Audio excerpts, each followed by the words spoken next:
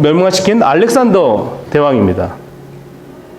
이 아하수에로 왕이 있을 때 바산은 물론 알렉산더에게 멸망당하지만 경제 대국이었어요.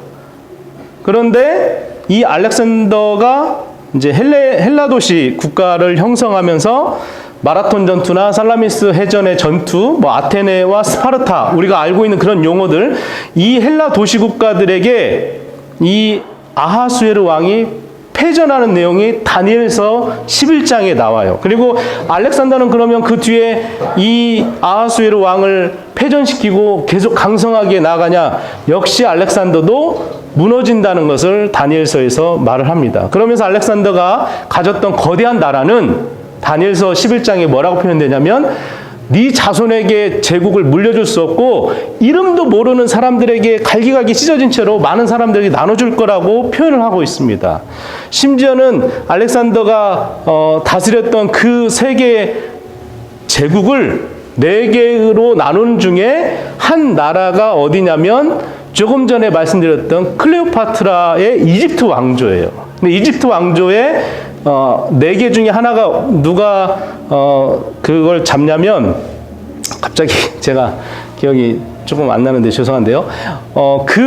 프톨레미 왕조. 프톨레미 왕조의 이집트 왕조가 네 왕조 중에 제일 큰 힘이 센 왕조의 300년 뒤에 나오는 후손이 클레오파트라예요. 그러니까 세계 역사의 다니엘서를 통해서 하나님이 다니엘 통해서 정확하게 기록하신 내용, 그 알렉산더뿐만 아니라 그 클레오파트라의 그 상황들까지도 한 사람 한 사람들을 하나님이 이 사람을 통해서 역사를 이끌어 가시는 것이 그냥 성경의 허공에 대한 세계 역사와 상관없는 이야기가 아니라 다 얘기했는 대로 하나님이 하셨고 그 역사를 통해서 이루어 가시고 있다는 것이 나와져 있다는 것입니다. 그러면 그 사이사이에 있는 조그만 사람들, 이름이 세계 역사에 올라오지 않은 이름들, 그건 하나님이 무시하냐? 그렇지 않다는 거예요. 오늘 이 관계가 어떤 관계를 말하냐면 하나님이 한 사람 한 사람 우리를 지켜보고 계시는데 아까 그런 거대한 사람도 있지만 오늘 우리에게 그럼 어떻게 적용되는가 오늘 본문을 통해서 한번 나누기를 원하는데요. 우리도 학생 때에 어떤 학교를 다니거나 교회 선생님을 만나서 자기 인생이 바뀌었다라는 간증을 듣기도 하고 여러 가지 이야기를 듣기도 합니다. 그때 내가 누구를 만나서 지금 내가 이렇게 됐고, 내 군대에서 누구를 만나서 내가 직장을 얻게 되고, 내가 어떤 일을 하게 됐고, 이렇게 살다 보니 은퇴하고 지금 삶이 됐다. 내가 또 옆에 있는 배우자를 만나서 내가 이런 삶을 살았다. 잘 살았다고 사는 사람도 있지만 배우자를 만나서 만족하는 것보다는 불만족하는 사람들이 사실 더 많이 있습니다. 내가 괜히 만났고 왼수 같은 사람을 만났다 이런 말도 할 수 있는데요. 어떤 사람은 또 내가 사기꾼을 만났다. 내가 그때 그 사기꾼만 안 만났어도 소위 700만 불을 안 사기만 당했어도 내 인생이 달라졌을 텐데 이런 사실이 이 이민사회에도 공공연하게 있는 내용들입니다. 또 그런 친구를 만났다. 안 만났다면 어땠을까? 내가 이런 가정에 안 태어났다면 하는 등 우리는 여러 만남을 통해서 그의 인생이 성공했다, 못했다고도 한다는 것입니다. 오늘 믿음의 조상 아브라함이 야고보서에 나와요. 이 아브라함도 누구를 만나서 이런 호칭을 받았는가? 원래는 아브람이었죠. 그런데 아브라함이 되는데요. 아브라함은 좀 배경을 말씀드리면 아버지 데라가 있었고요. 그리고 믿지 않는 사람이었습니다. 아버지는 우상 숭배자였습니다.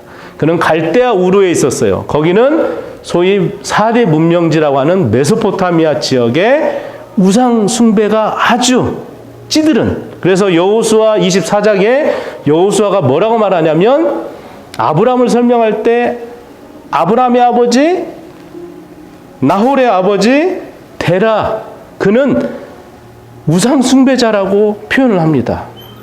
물론 데라가 아들 하나가 더 있었어요. 하란이라고. 근데 하란은 죽습니다. 근데 그 하란의 아들이 누구냐면 그냥 성경의 배경이니까요. 롯이에요, 롯.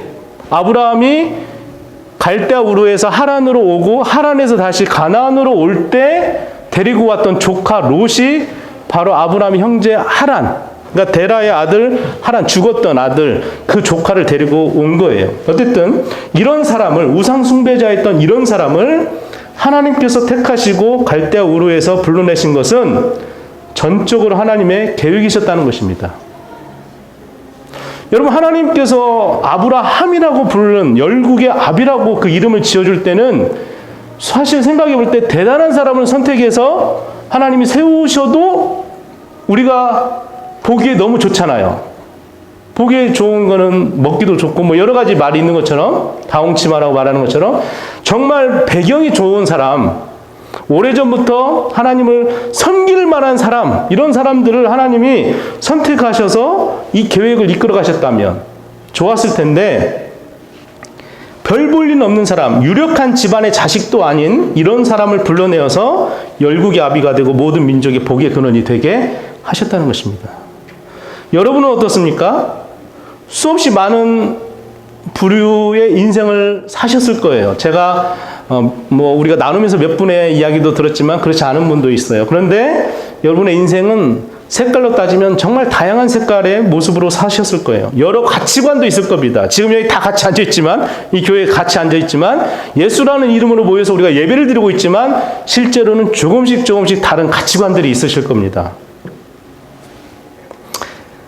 누구에게도 선한 도움을 받기도 하고 악한 도움을 받기도 하고, 아까 말씀드렸던 지금까지 사셨어도 제가 묻습니다. 여러분들에게 어떤 것이 남아 있습니까? 좀 더 구체적으로 말하면 어떤 관계가, 아름다운 관계가 지금 남아있고, 여러분들이 가지고 있는 물질 이런 것만은 말하는 건 아니고요. 여러분들에게 지금 남았을 때 어떤 인생의 모습으로 내가 쭉 살아오는 동안 무엇이 남았습니까? 조금 생각했을 때 동일한 것은 우리에게 다 각양 다른 가치관과 색깔의 모습을 살았다 할지라도 동일한 건 이 자리에 있는 우리 모두는 하나님이 저와 여러분을 부르셨다는 것을 믿으시길 바랍니다. 그러니까 이 자리에 지금 우리가 앉아있는 줄 믿습니다. 그 이유 없이 이 자리에 앉아있진 않아요. 다른 생각이 있고, 다른 삶의 배경이 있고, 다른 남편과 다른 부인을 만나고, 다른 상태의 어떤 직업을 갖고 누구를 만나서 사기도 당하고, 혹시 사기치고 여기 앉아있는 사람이 있을지도 모르겠지만요. 그건 농이지만 어쨌든 저와 여러분의 동일한 것은 하나님이 저와 여러분을 이곳에 불러주셨다는 것입니다. 그리고 실질적으로 하나님께서 우리를 불러내셨다는 것입니다. 하나님이 여러분을 부르실 때는 여러분들이 반응하여서, 그러니까 하나님 앞에 반응하여서 믿은 것이 아니고 하나님의 절대적으로 선택하신 것을 생각해야 됩니다. 무슨 말이냐면, 내가 어떠한 모습이었기 때문에 내가 이렇게 기도하면 하나님의 사람이 되고, 또 내가 말씀을 읽고 하나님의 자녀가 되어야겠다라고 결심을 하고 믿습니다라고 고백하면 하나님의 자녀가 되는 그런 은혜를, 구원을 받는 게 아니고, 전적으로 하나님의 계획과 선택 속에서 여러분들이 선택되어졌다는 거예요. 그러니까 저와 여러분은 어떠한 것도 선택되어지는 데 있어서 한 게 하나도 없습니다. 다만 하나님께서 저와 여러분을 인격 대 인격으로 만나주시고, 우리가 하나님께 어떤 필요를 얻으려고 종속관계를 가지고, 그러니까 예수를 믿으면 무엇을 얻을 수 있다라고 하는 어떤 종속적인 관계 속에서 내가 무슨 행위를 보임으로써 하나님 앞에 얻는다는 그런 관계가 아니다는 거예요. 하나님께서 우리에게 받을 것이 무엇 있어요? 나이 먹으면 흰머리 나고 머리 빠지고 피부 처지고 보잘것없는 우리 인생이고, 나중에는 우리 대소변도 못 가릴지 몰라요. 그런 모습 속에서 하나님이 무슨 우리에게 영광을 받고자, 우리에게 어떤 것을 바라고자 함으로 구원을 주시겠어요? 내가 가지고 있는 돈이 얼마나 많기에 하나님이 나를 선택하셨을까요? 내가 얼마나 멋있고 이쁘면 나를 선택하셨을까요? 전혀. 내가 무엇으로 하나님 앞에 영광을 돌리며 살겠다라고 고백했을 때 하나님이 구원해 주신 거라면 그 고백이 언제까지 우리가 유효하겠어요? 내가 하나님께 영광 돌리겠다고 얼마나 끝까지 약속 배반하지 않고 약속을 지켜낼 수 있겠어요? 그런 종속관계, 계약관계가 아니라 하나님은 아무 값없이 찾아오신 줄 믿습니다.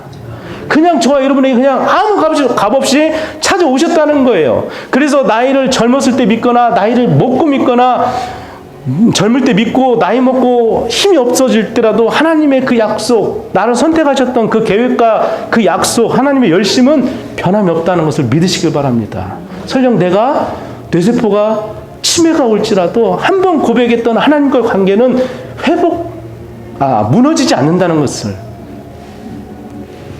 이것은 어떤 관계냐? 하나님께서 우리를 인격적으로 만나주셨다는 것입니다. 인격적으로. 주종 관계도 아니고 종속 관계도 아니다는 것입니다. 무엇을 얻으려고 하는 관계도 아니다는 것입니다. 하나님이 아브라함을 인격적으로 대접을 해서 그에게 찾아오십니다. 그리고 그에게 계획을 가지시고 그에게 어떤 의지를 가지시고 그와의 관계를 시작하신 행위를 말하면 성경에서는 이것을 믿음이라고 해요. 믿음은 뭐냐면 내가 하나님 앞에 하나님 내가 믿겠습니다 하는 그 믿음을 말하는 게 아니고 하나님께서 찾아오신다고요. 우리가 간 게 아니고 하나님 찾아오시고 그분의 계획을 가지시고 어떤 의지를 가지고 하나님과의 우리의 관계를 시작하시는 행위, 그건 하나님께서 하시는 행위예요. 그래서 이것을 믿음이라고 한다고요. 근데 우리는 자칫 믿음을 내가 보이면 하나님께서 기뻐하시고 좋을 줄 아는 그 개념이 아니다는 구원에서는. 그래서 믿음이라는 것은 지금 말씀드렸던 종속적이고 어떤 열등한 입장, 우리가 열등한 입장에서 하나님 앞에 내가 믿습니다, 신뢰합니다, 잘 보여서 어떤 결과를 얻으려는 행위에서 그치는 정도가 아니다는 것입니다. 창세기 12장에 보시면요, 아브라함이 본토압이 친척집을 떠납니다. 그게 갈대우르에서 떠났죠. 그리고 하나님이 부르셔서 믿음을 가지고 떠난 것이 아니에요. 하나님이 딱 부르시니까 제가 믿습니다, 이제 가겠습니다 하나님, 내가 믿음대로 가겠습니다라고 하지 않았다는 것입니다. 실제로 12장, 13장, 14장을 읽어보시면요, 어떤 내용이 나오냐면 제가 요약해서 말씀드릴게요. 아브라함이 하나님의 부르심을 받아요. 하란에서 비로소 가나안 땅으로 갑니다. 그래서 들어가요. 근데 들어가 보니까 기근이 납니다. 애굽에 피난을 가죠. 기근이 나니까. 거기서 부인이 이쁜데 빼앗길까봐 자기 부인을 누이라고 속이잖아요. 그런데 바로에게 빼앗겼던 자기 부인을 하나님이 경고하시잖아요, 그날 밤에. 그리고 다시 찾게 되고 돌아와서는 조카 롯, 아까 말씀드렸던 조카 롯과 헤어집니다. 다툼이 일어나니까, 이 목초지가 부족하니까 조카 롯과 같이 먹일 목초지가 부족해요. 그래서 선택하라고 하면서 롯에게 좋은 땅 봤을 때 소알 땅으로 가고요. 이게 이제 아브라함은 이제 롯이 선택한 뒤로 이제 헤어집니다. 그리고 가나안 땅에 전쟁이 나죠. 전쟁이 났을 때 5 왕의 연합군과 4 왕의 동맹군이 있는데 이 사이에 전쟁에 휘말립니다, 이 아브라함이. 그리고 롯이 속한 소돔과 고모라가 패해서 롯이 패하면 끌려가잖아요. 잡혀갈 때 아브라함이 318명의 자기 사람을 데리고 가서 구해오는 사건도 나옵니다. 이 12장에서 14장까지요. 그리고 하나님이 그동안 함께 하시고 아브라함이 볼 때 하나님이 자기 보호해 주시고 인도하시고 자기 인생을 형통케 하시고 어떤 승리케 하시는 것을 경험한 뒤로 비로소 창세기 15장에 가면 아브라함이 하나님을 믿게 됩니다. 이것을 통해서 하나님께서 이를 그의 의로 여기셨다라고 그 말씀이 나와요. 이를 그의 의로 여기셨다. 그러니까 아브라함이 처음에 창세기 12장 처음 갈 때 올해 나올 때부터 믿고 따라온 게 아니에요. 그러니까 아브라함이 어떤 믿음을 보인 게 아니라는 거죠. 로마서 3장 22절에는 복음을 설명합니다. 복음이 무엇인가를 설명해요. 구원이 무엇인가를 설명합니다. 거기서 3장 22절에 뭐라고 표현되어 있냐면 로마서 예수 그리스도를 믿음으로 말미암아 모든 믿는 자에게 미치는 하나님의 의라고 표현되어 있습니다. 예수 그리스도를 믿음으로 말미암아 모든 믿는 자에게 미치는 하나님의 의. 우리는 예수 그리스도를 믿어서, 예수님을 믿어서 구원을 얻는다고 해요. 예수님을 믿어서 구원을 얻는다. 여기서 믿는다는 것이 핵심이 아니에요. 근데 예수 믿으면 구원 얻어, 그 말이 틀린 말은 아닌데 믿으면이 들어갔다고 해서 우리가 예수 믿으면 마치 내가 믿으면 구원 얻는 것처럼 생각해요. 그런데 그 구원을 주시는 주체가 누구냐?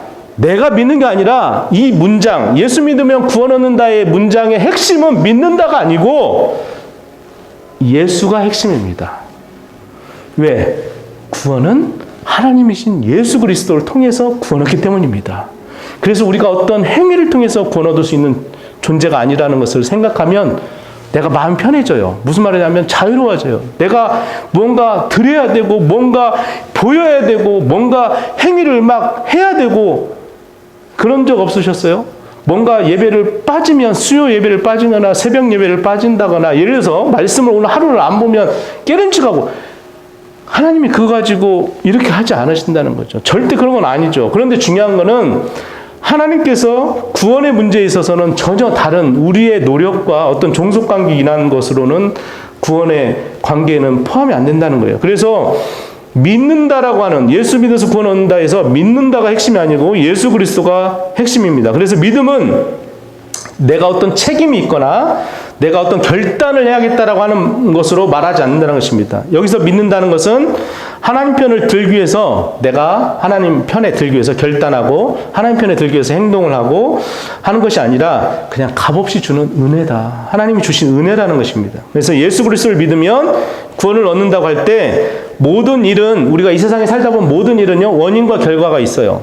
예를 들어서 전기가 나가면 이 불 다 꺼질 거고요. 오늘 예배를 못 드릴 정도로 이게 보이지도 않을 거고 이 소리도 사용하지 못하게 될 겁니다. 그게 불이 나가면이 원인이고 결과는 다 나간다가 결과예요. 이 모든 세상의 일들은 원인과 결과가 있어요. 그런데 하나님의 구원의 문제는 다르다는 것입니다.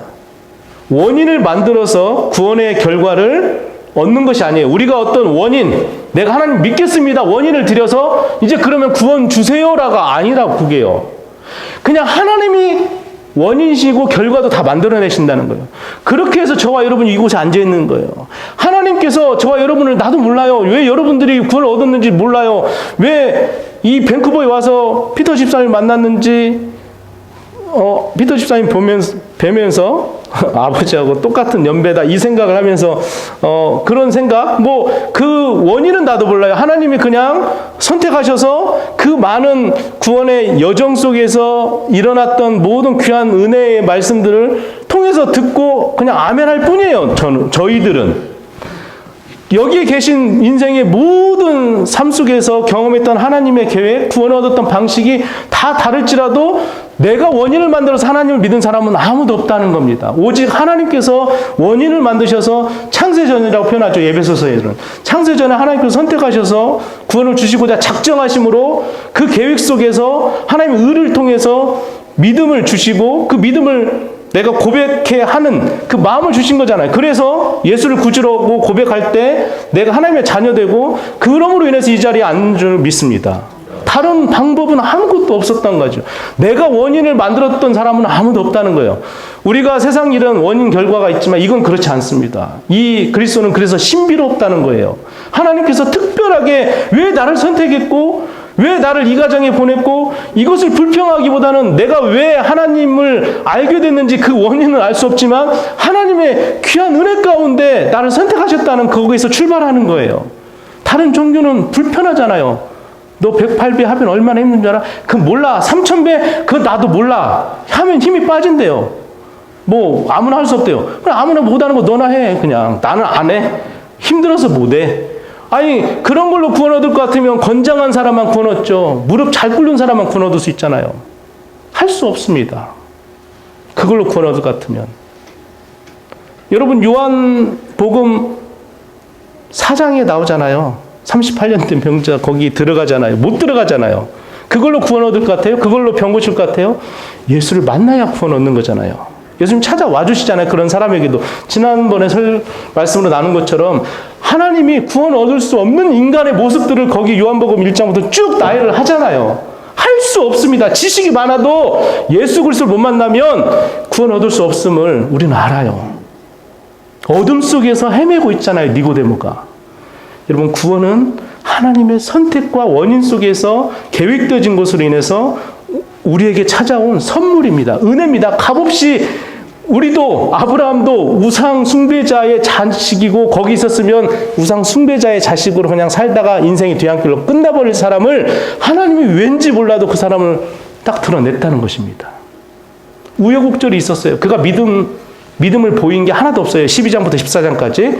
그런데 하나님이 이렇게 하시는 걸 보고 아브라함이 그때 비로소 믿을 수 있었던 것은 그를 의로 여기시고 하나님의 계획 속에 있었던 거예요. 아브라함이. 그래서 나는 보잘것없고 자격 없지만 인격적으로 하나님이 저와 여러분에게 찾아오셔서 내가 너를 선택했다. 이것이 은혜이고 선물이라는 것입니다. 초점은 내가 믿는다가 아니고 초점은 예수라는 겁니다. 예수 그리스도께서 주시는 은혜, 예수가 원인이고 구원은 우리에게 그냥 주어지는 것입니다. 이 구원의 로마서 3장에서 말하는 그 구원의 의가 righteousness가 에베소서에도 나오고 있습니다. 우리 권 목사님 통해서 많이 에베소서를 지금 보고 있는데 이 의는요 자랑할 수 없는 겁니다. 왜 자랑할 수 없냐면 내가 했으면 내 자랑이 있잖아요. 내가 이런 사람 많이 있어요. 내가 63빌딩 지을 때 내가 지었대. 아는 사람이 그래요. 내가 어디 도시에 무슨 큰 건물 알지? 너 그 건물 내가 지었어. 알고 보니까 거기서 형광등 갈았어요. 형광등 끼운 사람이야. 자기가 형광등 끼웠대. 근데 자기가 지었다라고 말을 합니다. 그렇게 자기 의를 드러내는 사람이 있어요. 그거 하나 한 것도. 맞긴 하죠. 63빌딩을 같이 지은 거잖아요. 그런데 우리가 말하는 성경에서 말하는 구원에 대한 하나님 주시는 의는요. 자랑할 수가 없죠. 왜냐하면 원인을 내가 하지 않았잖아요. 내가 한 게 하나도 없어요. 내가 무언가 보이고 가지고 들여서 된 구원을 얻은 게 하나도 아니기 때문에 자랑할 게 없다는 것입니다. 자랑할 수도 없고요. 바로 은혜를 받았기 때문에 선물이기 때문에 구원을 베푸신 것은 하나님의 믿음의 행위입니다. 하나님의 행위예요. 뭐가 부족한 게 없으신 분이 감히 내게 왜 은혜를 베푸시고 구원을 베푸시는가? 왜 하나님이 나를 인격자로 대하시는가? 그것만 있다는 것입니다. 하나님이 우리를 대등하게 대접하시는 것입니다. 대등하게. 사실 대등할 수 없죠. 하나님이 어떤 분이십니까?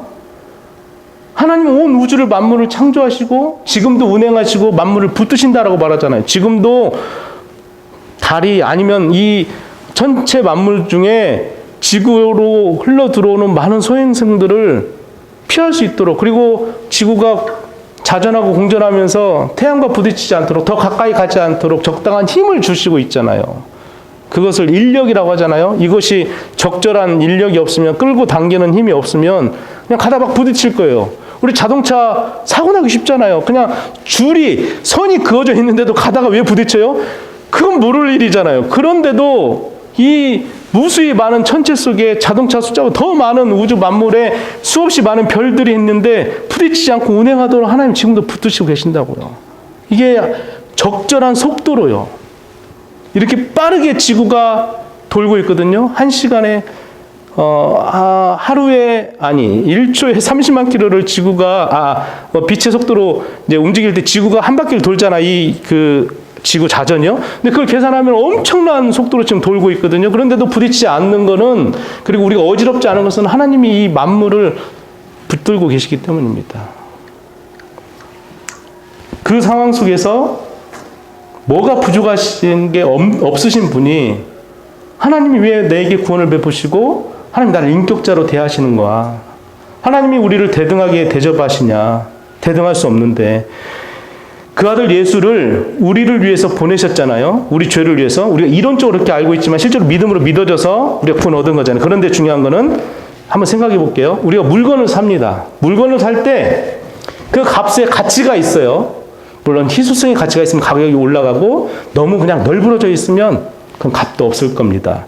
어렸을 때는 볼펜, 샤프 누가 가져오면 막 갖고 싶어요. 근데 샤프도 이렇게 누르는 게 아니고 나중에 조금 더 발달되면 어떤 거 있냐면요. 죄송해요. 제 시대를 말씀드려서 이렇게 하면 톡톡톡 나오는 흔들 샤프 이거 나오면요.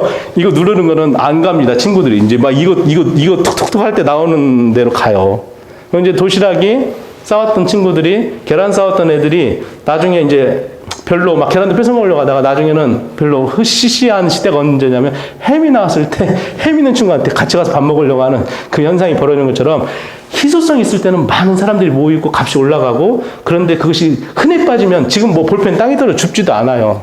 그리고 손목시계 갖고 싶었을 때 시계 지금 많아서 차지도 않아. 귀찮아. 사지도 않고요. 물론 명품은 또 다른 개념이겠죠. 어쨌든 이게 가치를 주고 살만한 것인가 생각합니다. 모든 사람들은. 이제 어머니가 오셨어요. 이렇게 그냥 제가 예를 들어드리면 저희 집이 그냥 저희 거는 아닌데 그냥 이렇게 마당이 있잖아요. 마당이 너무 지저분하니까 이걸 막 뭘로 좀 정리를 해야겠대요. 근데 그 정리한 게 뭐냐면 한국에서 쓰는 아시죠? 호미가 있어야 되는데 호미가 어디 있어요? 그런데 한인마트에 가니까 한국에서는 몇천 원 하는데 놀래요. 12,000원이래요. 근데 낫은 한국에서 몇천 원이면 사는데 낫은 2만 원이래요. 여기서 한남에서. 가치가 달라. 한국에서는 몇천 원이면 되는 건 여기서는 10,000원, 2만 원이 돼요. 근데 어떻게 필요하니까 샀어요. 호미를 하나 사셨어요. 근데 호미만 사고는 낫은 안 샀는데 이게 가치를 보고 살만한가 안 살만한가 생각이 나는 거죠. 마찬가지예요. 하나님이 나를 동등하게 생각하실 때 동등하다는 말은 무슨 말이냐면 하나님의 가치가 있고 나의 가치가 있는데 나의 가치는 하나님과 전혀 대등하게 될 수가 없는 관계인데도 하나님이 이 땅에 예수를 보내서 자녀 삼으신 우리는 죽을 수밖에 없는 그 무지랭이 같은 존재가 하나님이 대등하게 우리를 만드셨다고요. 가치를 갖게 만들었다고요. 이 가치를 어떻게? 자기 아들을 죽임으로 우리의 가치를 여기까지 끌어올렸다는 겁니다. 당신의 위치까지. 그러니까 우리가 천사보다 못하지 않다는 거예요. 우리는 천사보다 더 높다고 말해요. 성경에서는. 천사 대단한 것 같죠? 천사는 우리보다 못해. 천사가 왜 하나님 인간을 나보다 더 높게 생각해요? 라고 말할 수 있어요. 그렇지 않습니다. 하나님은요, 내 모습이 어땠다 할지라도, 내가 가진 것 없어도, 내가 누구를 만나서 사기를 당했고 지금 내가 빈털터리가 되고 내 정신이 좀 약해지고 내가 옛날에 이대 나왔어, 서울대 나왔어, 그런데 아무것도 아니야. 그런 거 중요한 게 아니고요. 하나님이 내 위치를, 당신의 위치까지 대등하게 만드셨다는 것을 믿으시길 바랍니다. 이게 너무 중요한 거예요.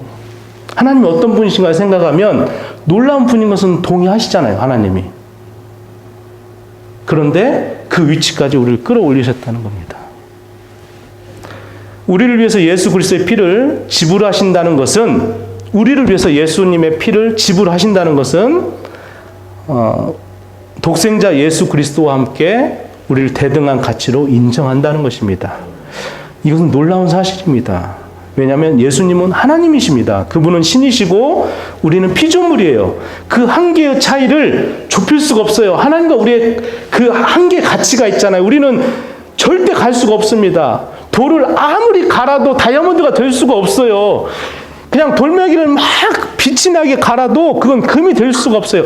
그래서 영어 속담이 있잖아요. 반짝인다고 해서 다 금이 아니다고 말하잖아요. 영어로는 전 못해요. 그러나 그 속담은 생각이 나요. 반짝인다고 해서 다 금이 아니에요. 아무리 반짝이게 해도 하나님이 될 수가 없어요, 우리는. 그런데도 불구하고 하나님이 어떤 분이신데 우리를 동등하게 하려고 예수를 죽이냐고요. 이 땅에 그냥 보내시냐고요. 보내신 것 자체가 벌써 이 시궁창에 그냥 진주를 던지고 그러는 거 똑같아요. 우리 돼지에다가 그냥 진주를 던진다고 하잖아요. 그건 그냥 버리는 거죠. 이 땅에 오신 것 자체가 저주입니다. 하나님 이 땅에 오신 것 자체가. 왜? 나를 구원하시려고. 나를 어떻게 구원만 하는 게 아니라 대등한 위치까지 그 권세를 주시려고 하나님이 자기 아들 예수를 이 땅에 보내시고 거기에 덧붙여 죽이기까지 하셨어요. 죽임을 당할 때요, 예수님 십자가에 죽으실 때 세상의 빛이 어두워집니다. 태양이 빛을 잃고요, 모든 광명들이 다 빛을 잃고 어두워져요. 그때 예수님이 생각할 때 내가 고개를 들어 나를 좀 보소서 할 때요, 하나님이 그냥 무응답입니다. 하나님이 끝까지 예수 그리스도에게 그 저주를 그냥 줍니다. 그 이유는 뭡니까? 그 저주를 통해서 우리가 받아야 할 그 저주를 예수가 대신 그 저주를 받도록 하나님 아버지도 예수가 죽을 때 그 저주를 그냥 내버려 둡니다. 왜? 우리를 사랑하시기 때문에. 그렇게 대등한 관계로 예수를 보내시고 죽이셨다는 것입니다. 그건 성경에 기록된 내용이에요. 제가 말씀드린 이 내용은 소설을 쓰는 게 아니고 예수 그리스도와 우리의 가치가 맞먹다는 것을 말이 맞지 않아요. 그럼에도 불구하고 우리를 높이 하나님께서 대접하신다는 것입니다. 예수 그리스도가 이 땅에 내 죄 때문에 오신 것은 절대 좁힐 수 없는 하나님과 우리의 관계와 하나님과 우리의 가치, 절대 좁힐 수 없는 차이를 좁혀서 동일한 가치로 만들어 이 땅에 오신 것입니다. 나를 위해서 죽으신 것이라는 것입니다. 하나님이 우리를 대하시는 최고의 인격적 대접이죠. 이거 말고는 어떤 인격적 대접이 더 필요하겠어요? 하나님이 당신의 위치와 우리를 동일하게 만드시는 상황이 됐는데, 여러분 이런 대접을 받은 경우가 여러분 인생에서 있었습니까? 제가 이제 묻습니다. 야고보서 2장에 가면 아브라함을 벗이라고 칭해요. 친구, 프렌드라고 하는데 동등한 관계가 돼요. 근데 우리 세상 친구들은 그 벗은, 우리가 알고 있는 벗은 친구, 오래된 친함이잖아요. 친한데 오래된 사람이 더 나를 마음 아프게 해. 내 것을 다 취해가고 사기쳐. 그리고 관계도 끊긴 사람도 많아. 그때는 친구가 전부인 것 같았잖아요.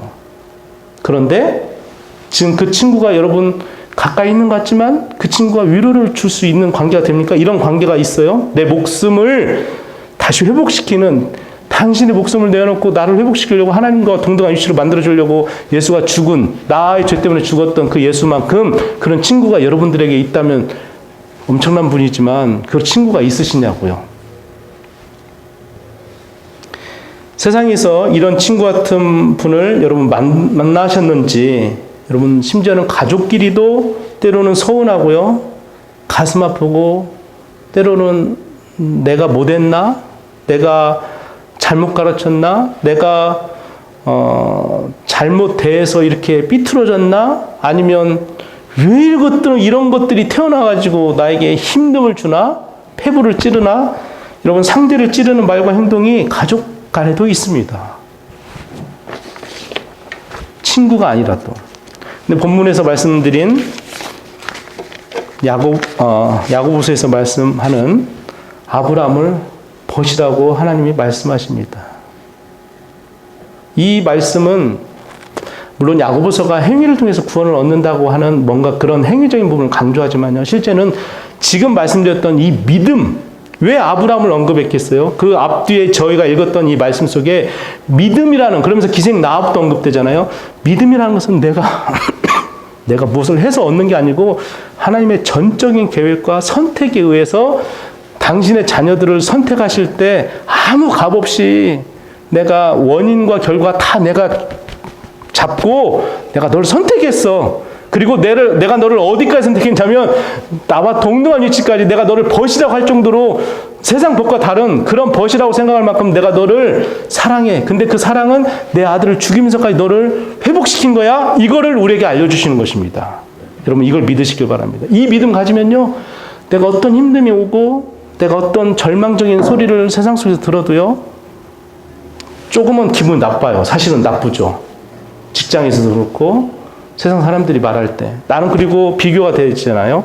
아무것도 가진 게 없는 것 같고, 제가 말씀드렸잖아요. 저의 예를 들면 동기들은 다 목사 안수 받고 좋은 자리에, 좋다고 하는 표현은 인간적인 세상적인 생각이 순간 저도 들죠. 다 뭐 수십 명의 수백 명에 있는 그 단독 목회에 가서 소위 말하는 멋들어진 목회를 할 수도 있지만요, 그것이 내 생각에 들어올 수 있지만 그게 전부가 아니다는 것이죠.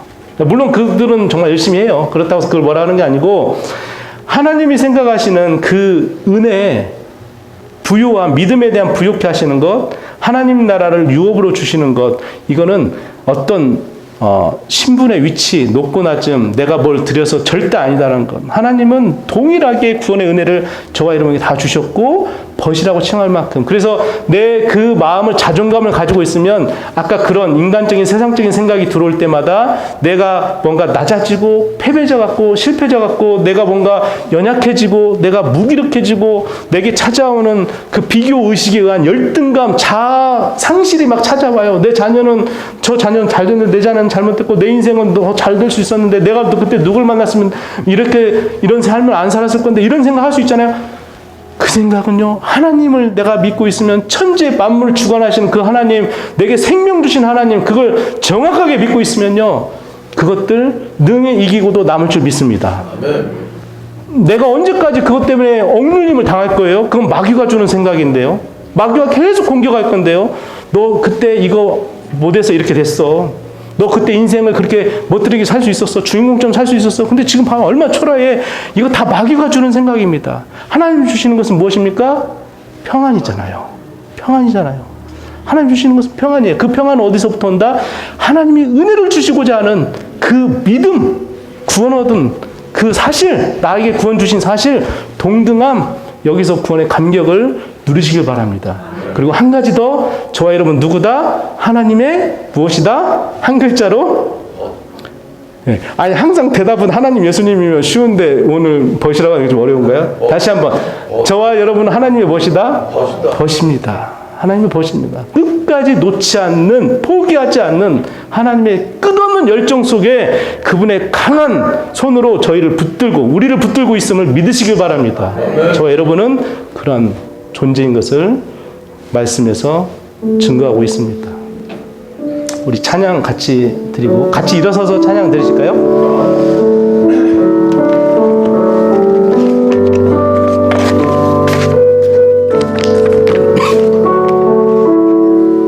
내가 그리스도와 함께 내가 그리스도와 함께 십자가에 못 박혔나니 그런즉 이제 내가 산 것 아니요 오직 내 안에 예수께서 사신 것이라.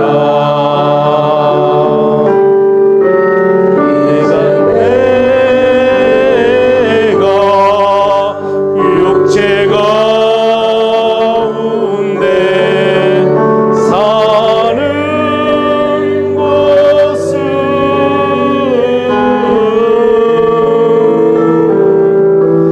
나를 사랑하사 자기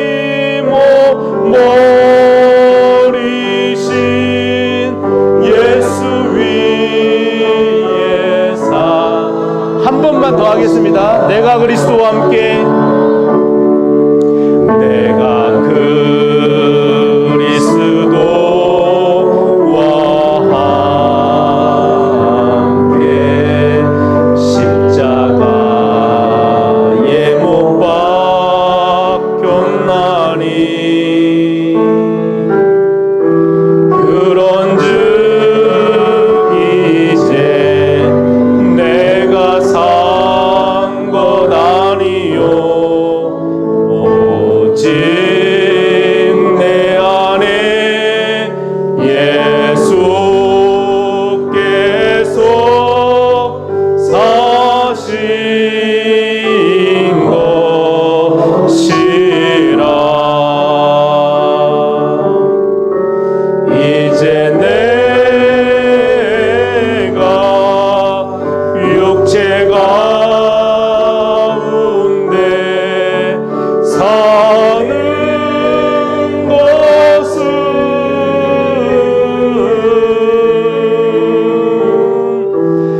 나를 사랑하사